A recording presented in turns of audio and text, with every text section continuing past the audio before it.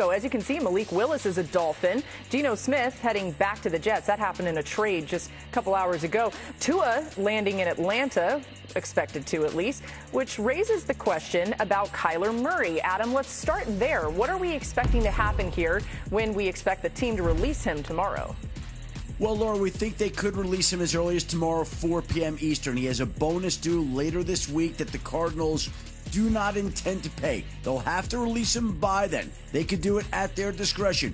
Once he is released, there is expected to be a robust market for him, but I think people around the league regard the Vikings as the leading contender. As for Kirk Cousins, he also will be released by this time tomorrow from Atlanta, making him a free agent. He does not sound to be in any rush to go find a new team. He may take a much more patient approach and see what's out there. He may wait for a quarterback to be injured. He may wait to see what happens with Aaron Rodgers in Pittsburgh, but he's not going to be in any rush. And you know what? He can afford to be. He's made an awful lot of money in his career. He can sit back, have a lemonade, and relax and wait until there's some sort of quarterback opening. Lemonade, huh? Is that his drink of choice? Yeah. Lemonade? I like that. Schefter has. Yeah, well, he that can looks have a like lemonade water, while but... he gets his haircut at Supercuts. Hey, exactly I love right. those commercials. It's so good. Why not? That's very refreshing.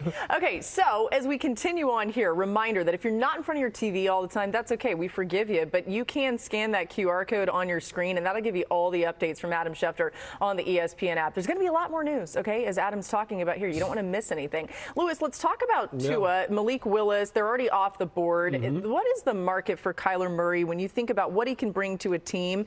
And maybe specifically Minnesota, because it does seem like all signs are pointing that direction. Well, starting with Kyler, what he brings to a football team is undeniable on the football field. You can see it. Anybody can turn on the tape. Everyone has access to all 22. And you can see what he brings as far as being a dual threat. As a former defensive back, and Jay Mack can attest to this, he's a nightmare. He's a nightmare because of the fact the way he can extend plays. Quarterbacks who can extend plays like this cause you to lose sleep. And that's why you want to work with guys like this.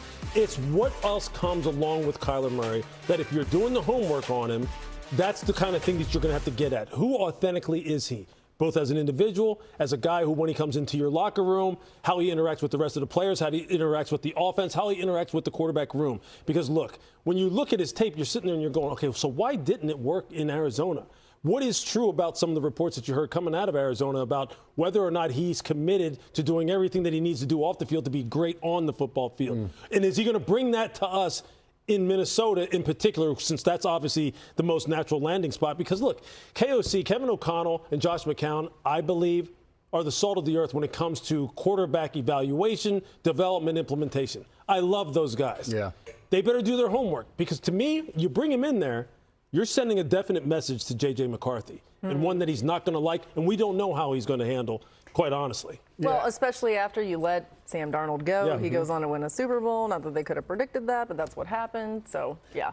And I think of it all, you look at if they do bring in Kyler Murray, he's a very different player than J.J. McCarthy. So I think that does bring up that conversation. And the J.J. McCarthy side of it is just like, you better go out there and perform. Like, Kyler Murray's going to be potentially on a one-year deal where he's making league minimum. So they're not saying, hey, we're going to bring Kyler in, and that's our entire future. But I do think it's interesting when you start to look at setups. Atlanta Falcons brought in Tua Tagovailoa, a quarterback that has some similarities to a guy like Michael Penix Jr. So you can see those guys and the offense going together. I look at all of this. If it doesn't work out in Minnesota for Kyler Murray, where do you start to look?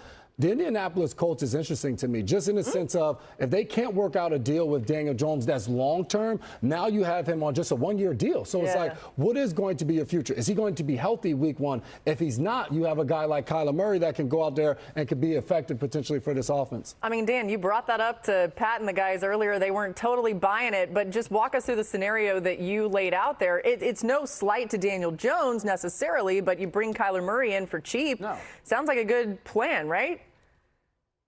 Well, I think in Lewis's perspective on this, when it comes to like team building, is going to be really important, because I do think that if you're Indianapolis and you have the transition tag on Daniel Jones, it's important to just take a step back in this negotiation. Daniel Jones had a great year. I think everyone is rooting for Daniel Jones to get another nice contract.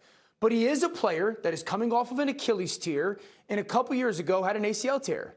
Okay, so you've got this player that does have a little bit of some significant injury in his past.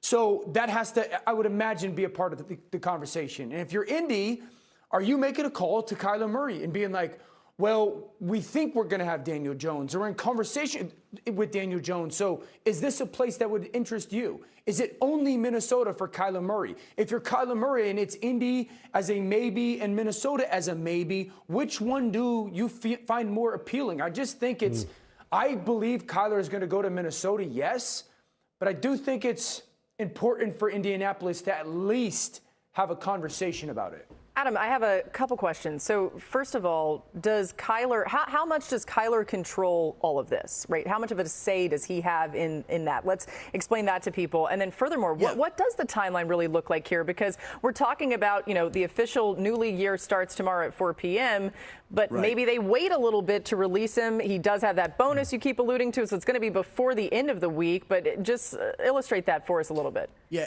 It's a $19.5 million bonus that triggers for 2027. It's due on March 15th, which is Sunday. Okay. So that means that the Cardinals, in all probability, will wind up releasing Kyler. They could hold on to him if they want till the end of the week, 4 p.m. Eastern, but they have to release him before the 15th, March 15th. Otherwise, $19.5 million becomes guaranteed next year. That's not happening. And that's why teams are not trading for him, because they know that they have to take on that money if he's not released. Now, the New York Jets were in a situation where they didn't want Geno Smith to get to the market where he might choose another team, so they flip-flopped rounds of a draft pick. It really didn't cost them much to do that. Geno now goes to the Jets. Kyler, though, has so much money that would trigger later this week that every team in the league expects that Arizona is just going to release him by Friday, but it certainly could happen at the start of the league year. But Arizona's just holding out hope that somehow, some way, somebody might step forward and be willing to flip-flop a pick when they already are paying Kyler $36.8 million guaranteed for the upcoming season. Nobody's going to do that, right? No. Yeah. I don't think so. I mean, not from. It's this, doesn't make a lot of sense, but it's worth pointing out. Either way, we have to go. But I love that you illustrated that, Adam, because I think a lot of people were wondering exactly what this timeline looks like with Kyler. We'll continue to keep an eye on it. We've got more coming your way. Still to come, Travis Kelce's back. The Chiefs